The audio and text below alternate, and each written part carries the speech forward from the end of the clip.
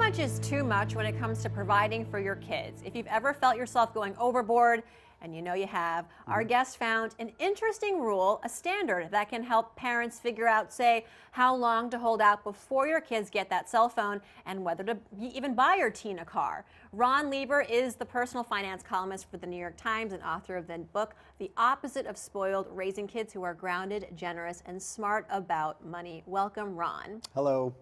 So you have this fantastic rule. It's called the Dewey Rule. It's meant to help parents help their children really figure out relative wealth. Right. So it started with a gentleman named Bramson Dewey, who I profiled in the book. He grew up with very little, but then when he became about 30 years old, he all of a sudden inherited a ton of money. He had to figure out how to raise his kid, how much he was going to give her, and what he was going to do. They live in a relatively affluent area, but he had to figure out, okay, it would be easy to go overboard and give her too much stuff. So where do I stand? Where do I draw the line? And the conversation that we had was about, well, what if my kid was in the 30th percentile of stuff? What if out of every 10 kids, she was always the 7th on average to get whatever the latest thing is?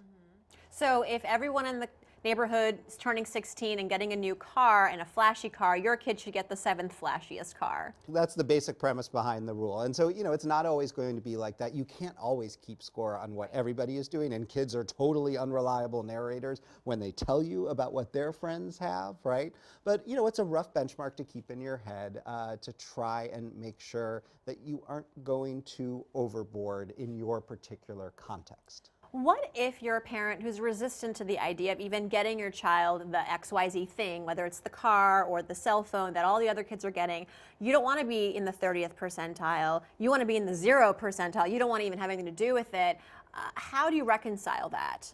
I think it can be hard. It's hard to stick to your convictions when your kids are sad, when they feel deprived, when everyone else around you is making a different decision. By all means, do it if you can. But if you can't, then this is a sort of benchmark that might help, because it means your kid has to wait. They yearn. Right, delaying gratification. This is a good really thing. What it's all about, right? Yep. Thank you so much, Ron Lieber. The book is called The Opposite of Spoiled, Raising Kids Who Are Grounded, Generous, and Smart About Money.